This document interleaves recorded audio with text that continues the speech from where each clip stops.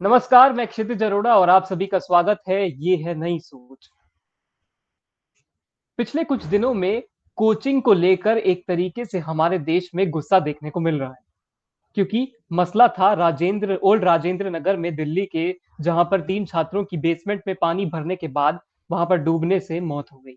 उससे पहले भी एक यूपीएससी की तैयारी कर रहे एस्पिरेंट की गेट में करंट लगने से मौत हो गई और दिल्ली में पिछले कुछ दिनों में ऐसी कई घटनाएं सामने आती हुई हमको दिखाई देती हैं।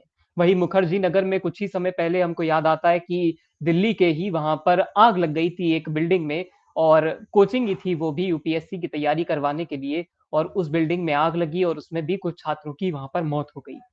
तो ऐसे में और देखा जाए तो पिछले कुछ सालों में भारत में जो ये कोचिंग का एक तरीके से हम कहें कि जो माफिया है, इसको माफिया शब्द इसलिए दिया क्योंकि ये ऐसी व्यवस्था बन चुकी है हमारे देश की शिक्षा व्यवस्था की कि ये अब हटने का नाम नहीं लेती।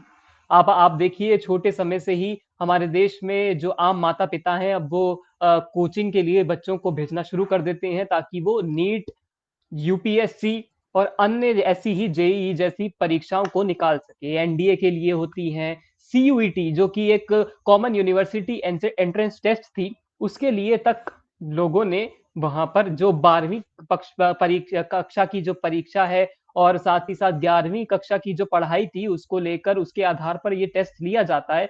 लेकिन इसके लिए भी एक कोचिंग तैयार कर दी गई, हमारे देश में इसकी व्यवस्था बन गई और इसको सीयूईटी की कोचिंग का नाम दे दिया गया। तो इसमें जो देखा जाए एक तरीके से कुल मिलाकर, तो ये देखने को मिलता है कि हमारे देश में कोचिंग माफिया बनकर उभरा है पिछले कुछ साल में।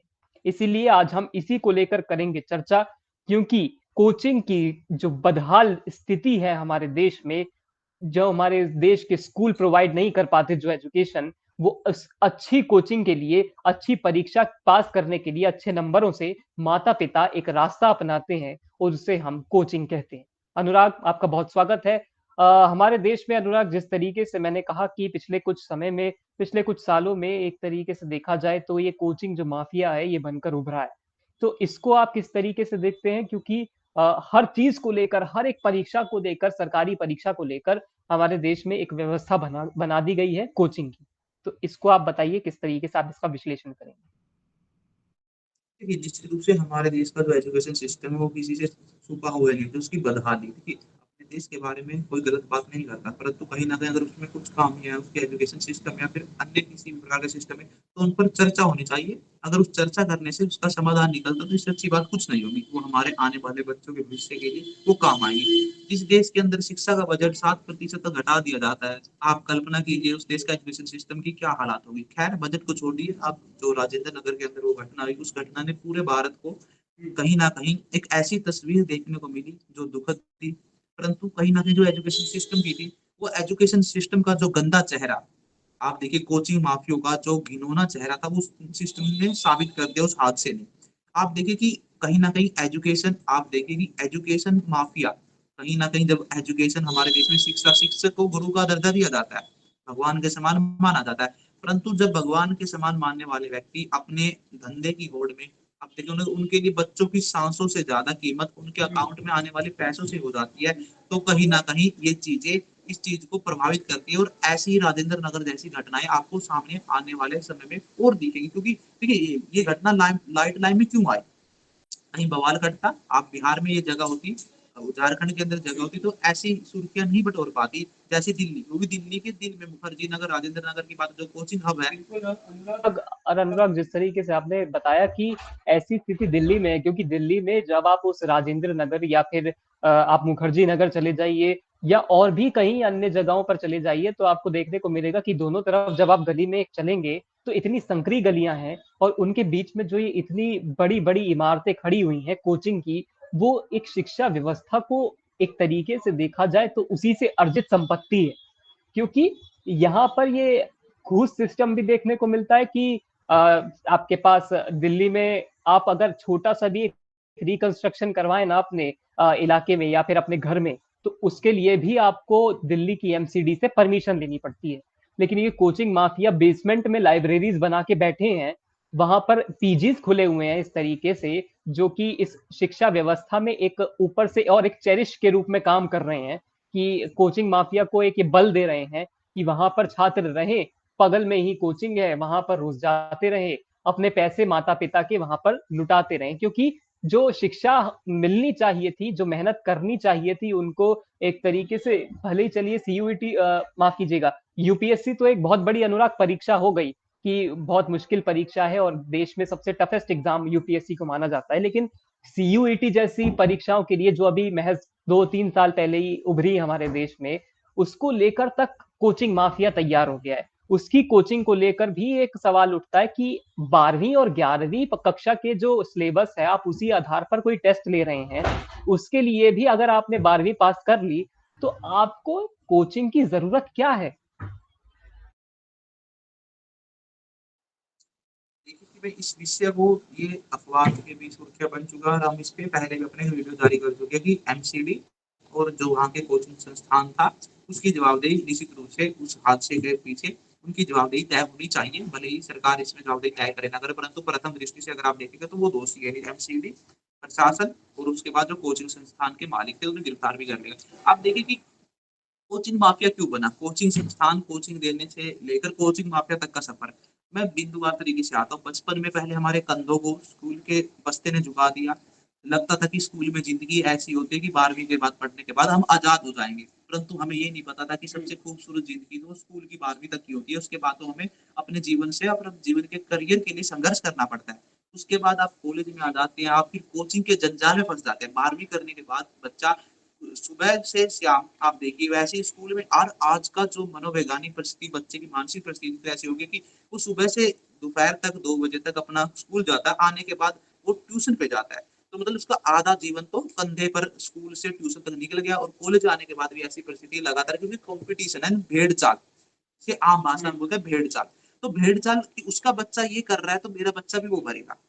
देखिए कहीं ना कहीं और यही यही बात है, क्योंकि माँ बाप एक तरीके से देखा जाए तो कोचिंग में भेजने के लिए उतारू रहते हैं कि अच्छा तुम्हें नीट करना है, चलिए आपको कोचिंग में भेज देते हैं, सबसे अच्छी कोचिंग में भले ही वो एडमिशन दिलवाएं, लेकिन कोचिंग तो कोचिंग है वहां पर। एक और कोचिंग में ऐसा नहीं होता अनुराग कि पर्सनली तौर पर कोई टीचर आपको पढ़ाता हो, वो एक तरीके से स्कूल की तरह ही एक सेटअप होता है जहां पर आप लोग अपना पढ़ाई करते हैं, और सब वैसे ही टीचर जैसे बोर्ड में पढ़ाते हैं उसी तरह से वहां पर भी पढ़ाते हैं।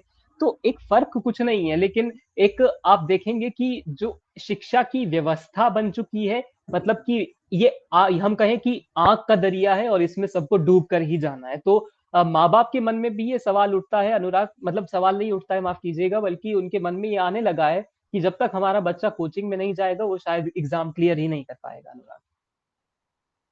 देखिए, निश्चित रूप से पहली बात तो कि कोचिंग संस्थानों में जुड़ना, बिंदु पर 2 मिनट में इसे समझाता हूँ कि 12वीं के बाद अगर बच्चा पढ़ता है तो निश्चित रूप से अगर 11वीं से 9वीं से 12वीं के पास उसके पास ऐसी पढ़ाई हो, फिर उसका 6 क्लास ऐसा लिस्ट तैयार कर दिया जाए कि जिस चीज में उसकी रुचि हो, 9, 10, 11, 12, तो वो सब्जेक्ट वो पढ़े।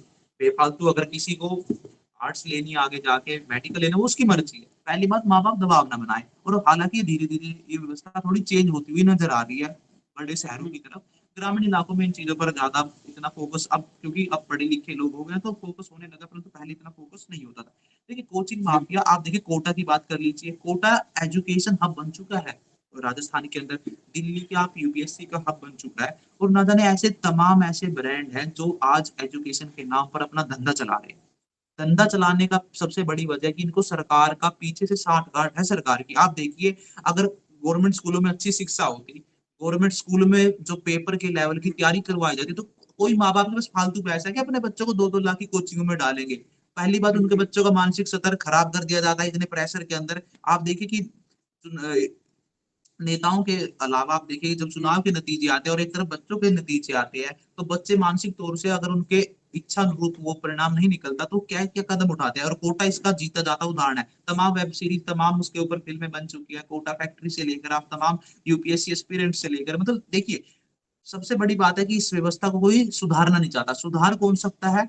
सुधार सकती है राजनीति, और राजनीति को लोग दलदल मानते हैं, परंतु राजनीति आपके बच्चों और आपके माँ बाप का फायदा उठाती है, क्योंकि उनकी कोचिंग संस्थानों के साथ साठ गांठ है।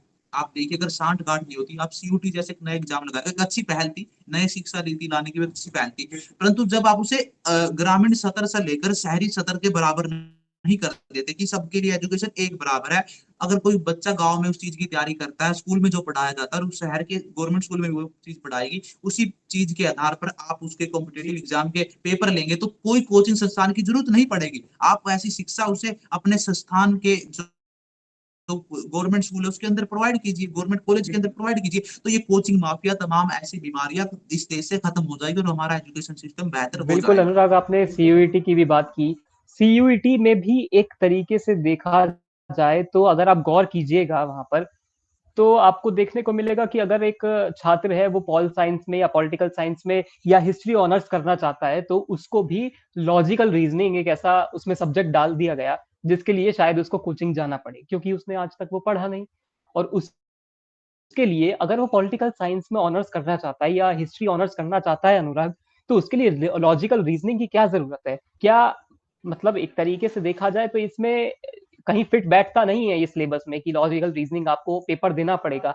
तो ऐसे ऐसे मतलब इससे साफ देखने को मिलता है कि कैसे जाल पैदा किया जा रहा है छात्रों के लिए, माँ बाप के लिए, कि आप कोचिंग में भेजिए, उसके बिना आपका काम नहीं चलेगा। अनुराग।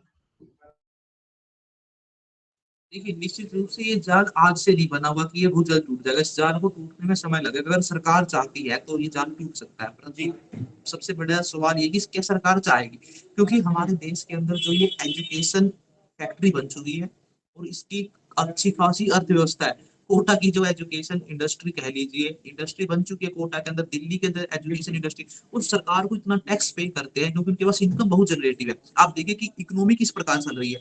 जो कोचिंग संस्थान के मालिक है, उनके आसपास उन्होंने खुद के हॉस्टल भी बना रखे हैं। हॉस्टल में बच्चे रहते हैं, एक एक कमरे में दो बच्चे रहते हैं, उनसे 12-13 हजार रुपये वसूले जाते हैं। तो कल्पना कीजिए, मतलब ऐसी इंडस्ट्री, फिर उनके आसपास दुकानें हैं, वो भी उन कोचिंग संस्थान चलाते हैं कहीं ना कहीं। आप कोटा की बात कर लीजिए, दिल्ली की बात कर लीजिए। देखिए, निश्चित रूप से अगर सरकार चाहती तो ये चीजें दूर होगी, पर मैं फिर कहूंगा कि सरकार क्यों चाहेगी। देखिए, मैं अंतिम बात यही कहूंगा, इसके ऊपर थोड़ी सी बात गौर करने वाली है कि कोचिंग संस्थान है ना, जो अगर देश की शिक्षा व्यवस्था को सुधारना है तो सबसे पहले अपने नेताओं को बदलिए। एक ऐसे नेता लेके आइए जो आपके बच्चे के भविष्य के बारे में सोचते हो, आपके बच्चों की शिक्षा नीति के बारे में सोचते हो। कागजों में कहने और करने में बहुत अंतर होता है। अगर हमारे देश में अच्छे शिक्षा मंत्री मिले, देश में अच्छे नेता मिले, तो ऐसे सिस्टम को बदला जा सकता है और आने वाले ना जाने कितने सपनों को बचाया जा सकता है।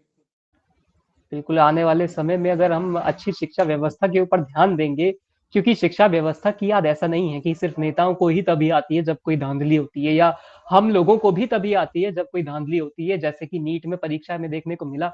और अब हम कोचिंग संस्थाओं की बात कर रहे हैं, क्योंकि राजेंद्र नगर में जिस तरीके से वो एक बड़ी लापरवाही शासन की, प्रशासन की, और साथ ही साथ उसमें एक तरीके से काम करता हुआ कोचिंग माफिया देखने को मिला, तो ये बताता है कि हमारी शिक्षा व्यवस्था किस हाल में खड़ी हुई है। और एक तरफ बजट में भी 7% का शिक्षा बजट जो है वो घटा दिया जाता है।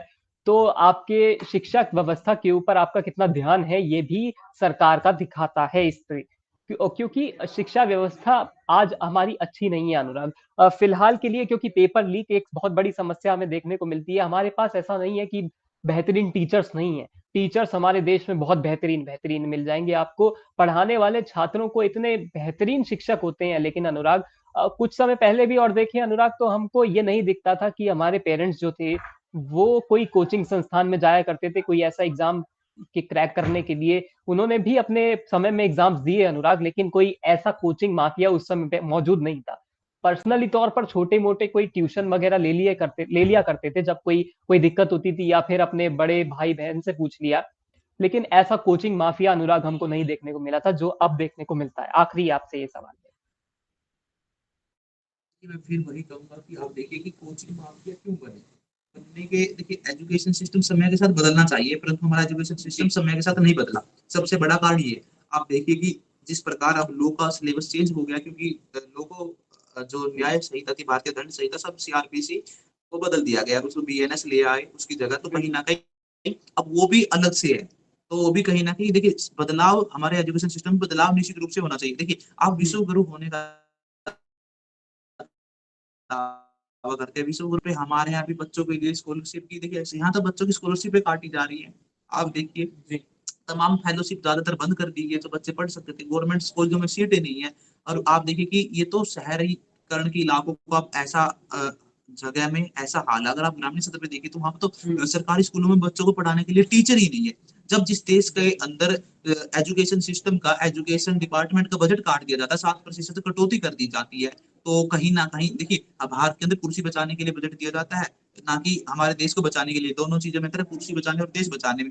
देखिए, बच्चे ही किसी भी देश की नींव होते हैं। भारत एक युवा देश है, हमारे देश में सबसे ज़्यादा आबादी युवाओं की है। अगर युवाओं के भविष्य के साथ लगातार खिलवाड़ होता हुआ आपको नज़र आ रहा है, ये चीज़ें, इस चीज़ का खिलवाड़ का प्रभाव अभी नहीं दिखेगा, आने वाली 10 से 15 साल में हमारे देश में इस चीज़ का प्रभाव दिख जाएगा कि किस प्रकार हमारे देश के युवाओं के साथ खिलवाड़ किया गया और उस समाज में किस प्रकार आपको एक आईने की तरह सामने आ जाएगा। देखिए, अंतिम में अगर किसी भी देश की शिक्षा व्यवस्था को सुधारना है, मैं फिर कहूँगा कि एक ऐसे नेता चुनिए जो आपके एजुकेशन सिस्टम को बदले, या फिर क्योंकि आप छोटे स्तर पर काम कर सकते हैं। अगर आपको बड़े स्तर पूरे देश में सुधारना है तो एकमात्र उदाहरण है उसका राजनीति। अगर राजनीति में अच्छा नेता आएँगे, अच्छे नेता चुनिए। आप देखिए, डॉक्टर अब्दुल कलाम का ज़िक्र करता हूँ मैं, कोई भी व्यक्ति भले ही किसी भी विचारधारा को फ़ॉलो करता हो, जब अब्दुल कलाम का नाम आता था तो कहीं न कहीं हर व्यक्ति उनके लिए सम्मान की भावना रखता है, क्योंकि देखिए, राष्ट्रपति के पद पे रहते हुए अपने राष्ट्रपति के अंदर जो राष्ट्रपति भवन में कर्मचारी काम, उनके बच्चों को भी पढ़ाने का काम करते थे। तो कहीं न कहीं ऐसे उदारवादी व्यक्तियों को आगे लाना चाहिए जो समाज में राजनीति में आकर अच्छा काम कर सके, तभी हमारे एजुकेशन सिस्टम, हमारे देश की तस्वीर बदल जाएगी। और बाबा साहब डॉक्टर भीमराव अंबेडकर ने भी एक समय कहा था कि शिक्षा शेरनी का दूध है, जो पिएगा वो दहाड़ेगा। और ऐसे में अगर इस दूध को कम किया जा रहा है हमारे देश से, तो इसमें दहाड़ेगा कैसे हमारे देश का युवा? ये एक बड़ा सवाल हमारे सामने घूमना चाहिए और ज़रूर ये सरकारों की नींद को भी उड़ाना चाहिए। बहुत शुक्रिया अनुराग, और आप सभी लोगों का भी बहुत शुक्रिया। ये है नई सोच। नमस्कार।